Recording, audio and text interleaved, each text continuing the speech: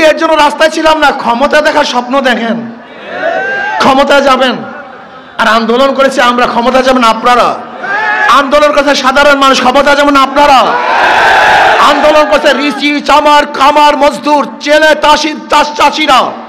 আর আপনারা ক্ষমতা যেতে চান, আবারও লুটপাট করবেন, আন্দোলন করবেন, চাঁদাবাজি করবেন, জুলুমবাজি করবেন, ধর্ষণ করবেন, অত্যাচার করবেন, অবিচার করবেন, ডাকাতি করবেন, চুরি করবেন, মদের আড্ডা দিবেন, গাঁজাবাজি করবেন। বাংলাদেশের মানুষের সহ্য করবে না ইনশাআল্লাহ। এবার চাঁদাবাজের বিরুদ্ধে আন্দোলন হবে ইনশাআল্লাহ, দুর্নীতিবাজের বিরুদ্ধে আন্দোলন হবে ইনশাআল্লাহ। বাংলাদেশকে স্বাধীন করবে ইনশাআল্লাহ। দুর্নীতিমুক্ত এক দেশ উপহার দেব, যেখানে বৈষম্য দূর হয়ে যাবে, মানুষ মুক্তি পাবে, শান্তি পাবে, গরিব দুঃখী মেহনত মানুষের মুখের মধ্যে হাসি ফুটবে।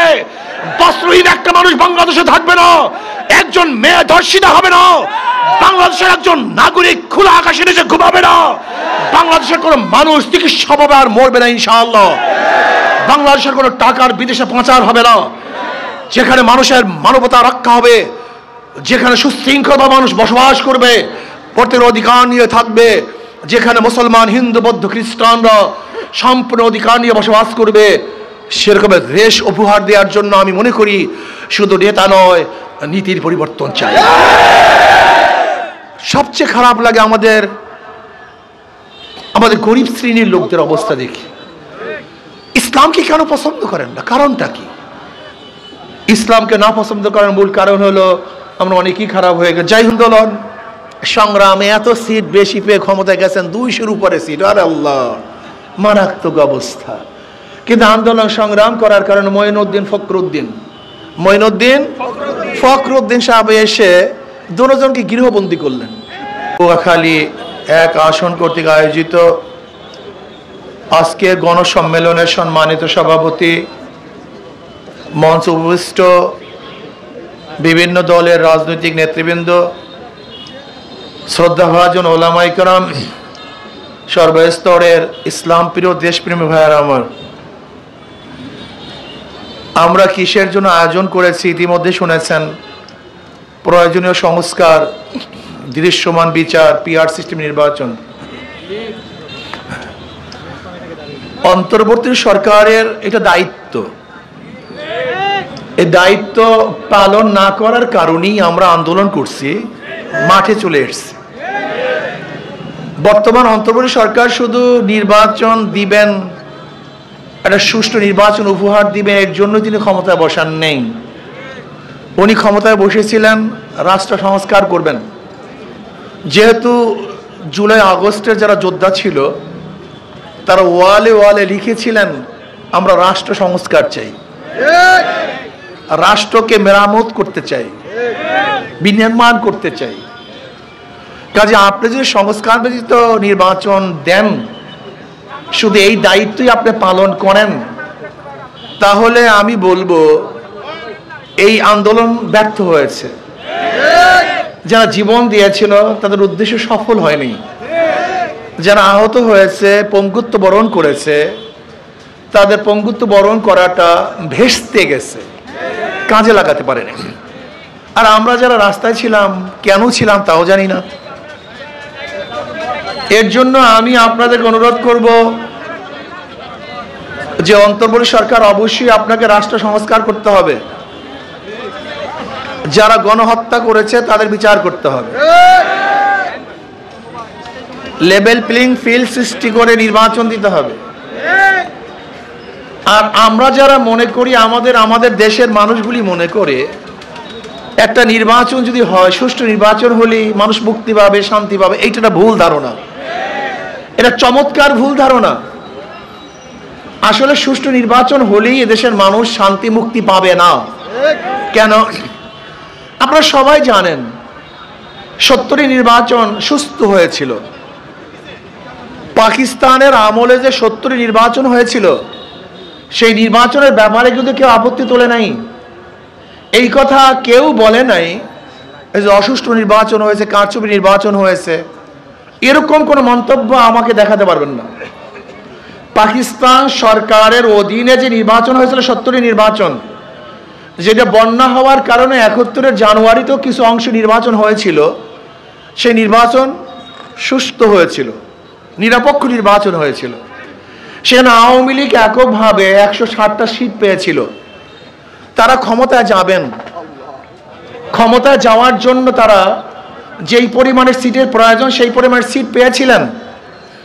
কিন্তু পশ্চিম পাকিস্তানের সরকার ভোটের মর্যাদা দিতে পারে নাই, রক্ষা করতে পারে নাই। বিধায় এদেশের মানুষ আন্দোলন করেছে, সংগ্রাম করেছে, আন্দোলন করে সংগ্রাম করে আবার একটা এই দেশকে স্বাধীন করে ফেলেছে। এদেশকে স্বাধীন করার পরে ভেবেছিলাম এদেশ মুক্ত হয়ে গেছে, এবার আমরা শান্তি পাবো, মুক্তি পাবো, স্বাধীন হয়েছি, মুক্তি পাবো, বৈষম্য দূর হবে। স্বাধীনতার স্লোগান কি ছিল? সাম্য, মানবিক মর্যাদা, সামাজিক ন্যায় বিচার। বলেন কি? সাম্য, মানবিক মর্যাদা, সামাজিক ন্যায় বিচার। এই 3 স্লোগানের ভিত্তিতে আবার যে স্বাধীন হয়ে গেল। ভেবেছিলাম মানুষ শান্তি পাবে। 72-এর সংবিধান রচিত হয়েছে। 72-এর সংবিধান কি জানেন? আসলে 72-এর সংবিধান আমাদের দেশীয় কোনো সংবিধান না, এটা হলো ভারতের সংবিধানের অল্টারনেট এক সংবিধান। আপনারা সবাই জানেন যারা শিক্ষিত সমাজ জ্ঞানী, ভারতের সংবিধানের 4টা মূলনীতি: গণতন্ত্রবাদ, জাতীয়তাবাদ, সমাজতন্ত্রবাদ, ধর্মনিরপেক্ষবাদ। এটা হলো 4টি স্তম্ভ ভারতের সংবিধানের। ঠিক ভারতের সংবিধানের আলোকে আমাদের দেশে একটা সংবিধান রচিত হয়েছে। সেই সংবিধানের স্থাপন কি, ভিত্তি কি? 4টা: গণতন্ত্রবাদ, সমাজতন্ত্রবাদ, জাতীয়তাবাদ, ধর্ম নিরপেক্ষতাবাদ। এই 72-এ যে সংবিধান রচিত হয়েছিল, এই সংবিধান কি এ দেশের সংবিধান না ভারতের সংবিধান? এটা ট্রু কপি, এটা ট্রু কপি, ফটোস্টেট কপি। শুধু ওই দেশের সংবিধান পরিবর্তন করে আমাদের সংবিধানে সেট করা হয়েছে। এখন যদি কেউ 72-এর সংবিধানের বিরোধিতা করে তাহলে বলে দেশদ্রোহী। আসলে আমরা দেশদ্রোহী না, আমরা ভারত বিরোধী। আমরা চাই না ভারতের সংবিধান আমাদের দেশে থাকুক, বরং আমরা চাই আমাদের দেশের মানুষ আমাদের সংবিধান রচনা করুক। আজকে দেখেছেন আমাদের যে জাতীয় কবিতা, রবি ঠাকুর, সে হলো ভারতের নাগরিক। রবি ঠাকুরকে আপনারা অনেকেই চিনেন না, আপনারা শুধু কবি হিসাবে চিনেন। উনি কিন্তু ভালো একজন রাজনীতিবিদ। উনি কি রাজনীতি করেছে জেনেছেন? উনি 41 বার ঢাকায় যেন ইউনিভার্সিটি না হতে পারে, গড়াইয়ের মাঠে ওনার সভাপতিত্বে যে সমাবেশ হয়েছিল, সেই সমাবেশটা কোনো ভালো কাজের জন্য সমাবেশ হয়নি। সেই সমাবেশটা কেন হয়েছিল জানেন? ঢাকাতে যেন ইউনিভার্সিটি না হয়, এই ঢাকায় যেন ইউনিভার্সিটি ভার্সিটি না হয়, এর জন্য সমাবেশ করেছিলেন। সেই সমাবেশের সভাপতি ছিলেন রবি ঠাকুর। 1905 সনে বঙ্গভঙ্গ আন্দোলনের সময় উনি কবিতা রচনা করেছিলেন। সেই কবিতা কি? আমার সোনার বাংলা, আমি তোমায় ভালোবাসি। এটা তো 71-এর কোনো কবিতা না, এটা 1905 সনের কবিতা। সে 1905 সনের কবিতা যদি 71 সনে জাতীয় সঙ্গীত হয় আর এর বিজনেস যদি কেউ করে, আসলে সে দেশদ্রোহী নয়, বরং ভারতের দালালদের চোখে আঙ্গুল দিয়ে দেখাতে চায় যে এই কবিতা, এই সময় জাতীয় কবি, এটা আমাদের কবিতা না। আর গোটা দুনিয়ার মধ্যে অন্য দেশের কোনো কবিতা জাতীয় সঙ্গীত বাংলাদেশ ব্যতীত দ্বিতীয় কোথাও নেই। কারণ ভারতের প্ল্যানটা ছিল এই দেশটাকে তাদের কদরাজ্য করবে, তাদের অঙ্গরাজ্য করবে, একসময় স্বাধীন করবে। যেমন দেখবেন ভারতের যে ম্যাপ, সেই ম্যাপের মধ্যে কিন্তু বাংলাদেশকে আলাদা দেখানো হয় না, ভারতের সাথে সংযুক্ত দেখানো হয়। যাই হোক, ভেবেছিলাম 72-এর সংবিধান মানুষকে শান্তি দেবে, মুক্তি দেবে। যদিও এদের সংবিধান আমাদের দেশের সংবিধান না, এটা ভারতের আলোকে সংবিধান। 73-এ একটা নির্বাচন হয়েছিল। কত সনে? 73 সনে একটা নির্বাচন হয়েছিল, যেই নির্বাচনে আওয়ামী লীগ সিট পেয়েছিল 293 সিট। ওই নির্বাচনটা হয়েছিল কি জানেন? কেমন নির্বাচন? 2018 নির্বাচনের মতো, 2024 নির্বাচনের মতো। এবং 1996 সনের 15 ফেব্রুয়ারি একটা নির্বাচন হয়েছিল, আপনারা অনেকেই জানেন না, সামনে আসতেছি। আসলে সবাই কিন্তু দোষী, এক দোষী আরেকজনকে দোষী মনে করি। আসলে যারা ক্ষমতায় ছিল প্রত্যেকেই কিন্তু দোষী। সেই 73 নির্বাচনে আওয়ামী লীগ সিট পেয়েছিল কত? 293। সেখানে কাউকে নমিনেশন পেপার সাবমিট করতে দেওয়া হয়নি, জোরপূর্বক সমস্ত সিল নৌকায় পিটাতে বাধ্য করেছিল। এই যে মুশতাক সাহেবকে শেখ সাহেবের খুনি মনে করা হয়, সেই মুশতাক সাহেবকে কিভাবে পাশ করানো হয়েছিল আপনারা জানেন? ওনার বাড়ি তো দাউদকান্দি, ওনার ভোটের বাক্স হেলিকপ্টারে ঢাকায় এনে সিল মেরে তারপরে ব্যালট পেপার ঢুকিয়ে, নৌকার ব্যালট পেপার ঢুকিয়ে মুশতাক সাহেবকে পাশ করানো হয়েছিল। এইটা ছিল 2093 নির্বাচন, 1973 নির্বাচন। সেখানে এককভাবে তারা পাশ করেছিল। নির্বাচন হয়েছে কিন্তু মানুষের শান্তি পায় নাই।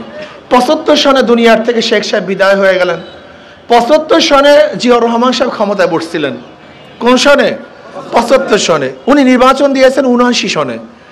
1979 সনে নির্বাচন দিয়েছিলেন, ক্ষমতায় বসছিলেন 75 সনে। আমি প্রশ্ন করতে চাই, যারা আজকে নির্বাচন করে মরিয়া হয়ে উঠছেন, সংবিধানে নাই, সংবিধানে আছে, সংবিধান ফেল করছে, সংবিধানের দিকে তাকানো হচ্ছে না, আমি তাদেরকে প্রশ্ন করতে চাই, 75-এ জিয়াউর রহমান সাহেব ক্ষমতায় বসছেন, 79-তে নির্বাচন দিয়েছেন, এই প্রায় 4.5 বছর পর্যন্ত কিভাবে তিনি ক্ষমতায় ছিলেন? কোন বৈধতা ক্ষমতায় ছিলেন? আজকে আপনারাই বলেন নির্বাচিত সরকার ব্যতীত বৈধ হয় না, একটু এ নিয়ে বিনিয়ে কতই কথা না বলেন, নির্বাচনী সরকার ছাড়া শক্তিশালী সরকার হয় না।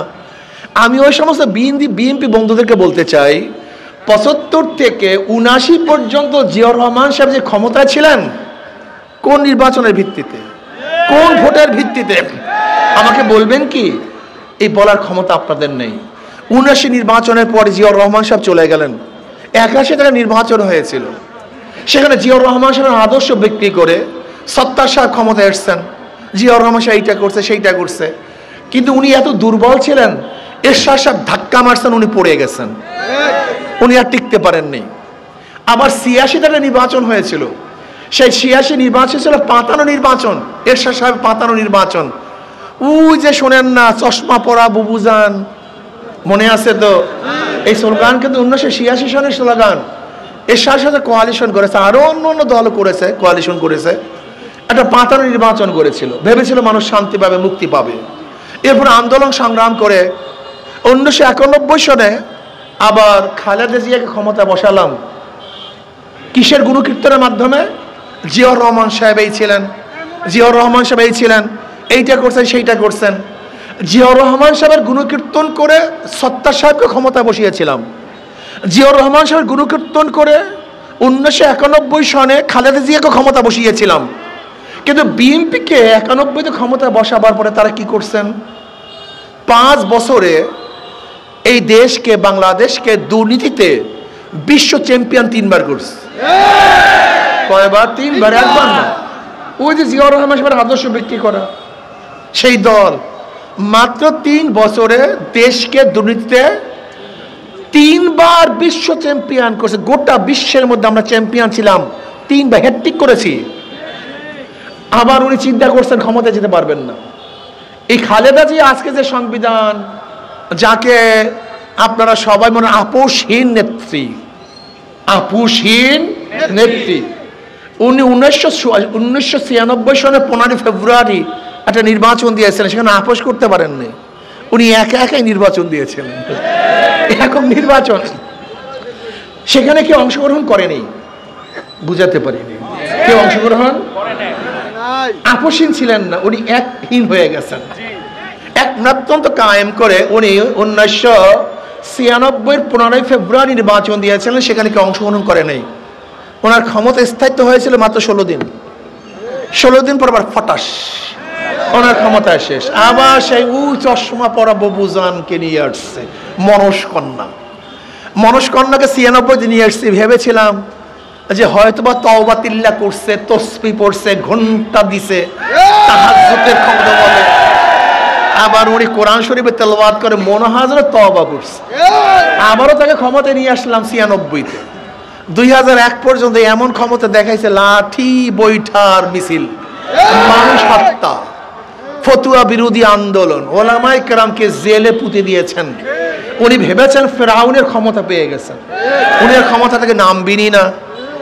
আবারও 2001 সনে উই কেটসা, কার কেটসা? জিয়াউর রহমান সাহেব এই করছে সেই করছে, অন্য কিছু।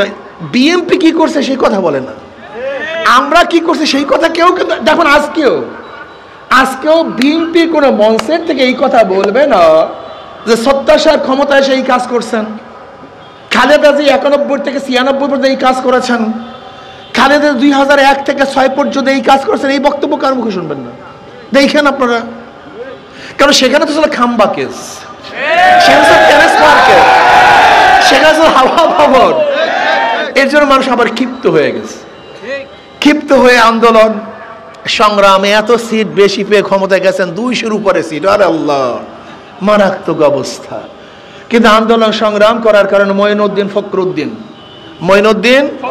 ফখরুদ্দিন সাহেব এসে দুজনকে গৃহবন্দী করলেন। আচ্ছা তোরা বস, টু মাইনাস থিওরি এই একটাকেও রাখা হবে না। এগুলোই দেশের সবচেয়ে বড় ফিতনা, বড় গ্যাঞ্জাম, বড় সমস্যা। ফখরুদ্দিন মঈনুদ্দিন চিন্তা করেছিলেন যে আর্মিদেরকে ক্ষমতায় নেবেন, বিএনপির সাথে কোয়ালিশন করতে চেয়েছেন, আমাদের এত% আর্মিদের সিট থাকবে, এত% তোমাদের থাকবে। সুবিধা করতে পারেননি। কারণ কি? আর্মিরা বিএনপিকে বিশ্বাস করতে চায় নাই। কেন চায় না মনে আছে তো? ওই যে তারেক সাহেব অসুস্থ হয়ে গেছিলেন। কেন অসুস্থ হয়েছে আপনারা জানেন, কেন অসুস্থ হয়েছিলেন। এর জন্য কোনো অবস্থাতে আর্মিরা বিএনপিকে বিশ্বাস করতে পারে নাই, যেহেতু একটু খারাপ ব্যবহার করেছিলেন আর্মিরা তৎকালীন সময়। মনে আছে তো? সব কথা বলার দরকার নেই, কিছু কথা গোপনে থাক না, সমস্যা কি? এর জন্য শেখ হাসিনা সেটা কোয়ালিশন করে 2008-এর ওই যে মুফতি সাহেব কি একটা বক্তব্য দিয়েছেন, 2008-এর নির্বাচন খুব প্রশংসনীয় নির্বাচন। এটা ভুল ভাই। 2008-এর নির্বাচন কোয়ালিশন নির্বাচন হয়েছিল। আর্মিরা আগের 2-3 দিন আগে সবাইকে অ্যারেস্ট করে জেলে পুঁতে দিয়েছিল। হয়তো বাহ্যিক দৃষ্টিতে মনে হয় যেন খুব ভালো নির্বাচন হয়েছিল, আসলে পাতানো নির্বাচন, কোয়ালিশন নির্বাচন হয়েছে, চুক্তিভিত্তিক নির্বাচন হয়েছিল। ওই নির্বাচনে আবারও সেই চশমা পরা বাবুজানকে ক্ষমতায় বসালাম। এরপরে তো খামি দিয়া বসছেন জগত্তল পাহাড়ের ন্যায়, উনি আর সরবেরই না, কথা ঠিক না। মানুষ 5 বছরের কর্মসূচি দেয়, উনি দিচ্ছেন 41 সনের 2041 সনের কর্মসূচি। 2041 পর্যন্ত আর কেউ কোনোদিন তাকে ক্ষমতা থেকে সরাতে পারবে না। কিন্তু আল্লাহর মাইর আলমের বাপ, আসলে ওনাকে ক্ষমতা থেকে কেউ সরাতে পারতো না। আমি মনে করি এটা আল্লাহর গজব, এটা ওলামায়ে কেরামের বরদোয়া, কোনো সন্দেহ নেই। নাহলে পচা শামুকে পাও কাটে, পচা শামুকে। উনি বিদেশ থেকে এসে একটা স্লোগান, একটা বক্তব্য দিয়েছেন 2-3 মিনিটের, বাস কারবার শেষ। এর জন্য বড়দের বেশি কথা বলতে নেই, যারা ক্ষমতায় বেশি থাকে তাদের বেশি কথা বলতে নেই। আমাদের দেশে মানুষ ফটার যে ক্ষমতা থাকে সেটা ফটাফট করতেই থাকে। এক ফটরে ওনার বিরুদ্ধে এমন আন্দোলন হলো, সংগ্রাম হলো, মানুষ ওনাকে, ওনার নাতি পুতি, চেলা চামুন্ডা, পোকা সোকা সব ভাগাইয়া দিচ্ছে। গোটা দুনিয়ার ইতিহাসে এরকম বিপ্লব হয়নি। এই যে কয়েকদিন আগে নেপালে বিপ্লব হয়েছে, চেলা চামুন্ডারা কেউ ভাগে নাই। কিন্তু শ্রীলঙ্কায় বিপ্লব হয়েছে, চেলা চামুন্ডারা কিন্তু ভাগে নাই।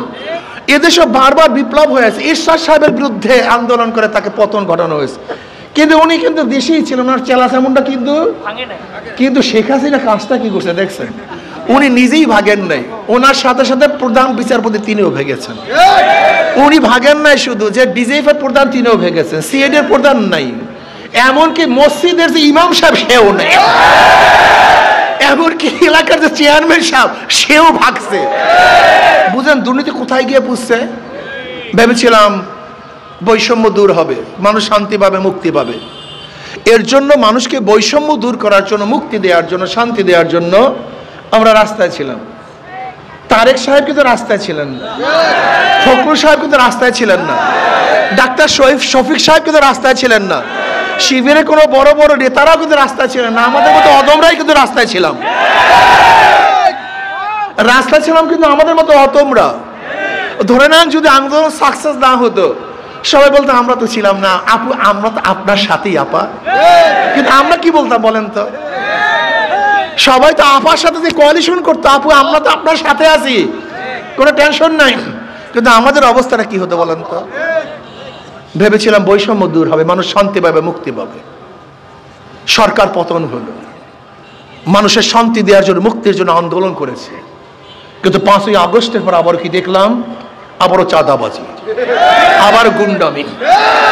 এই ভোলা তজিমুদ্দিনে চাঁদা না দেওয়ার কারণে স্বামীর সামনে স্ত্রীকে ধর্ষণ করা হয়েছে। বগুড়া প্রস্তাব দিয়েছে যে আপনার মেয়েকে বিবাহ করতে চাই, বাবা রাজি না হওয়ার কারণে সেই মেয়ের সামনে বাবাকে হত্যা করা হয়েছে।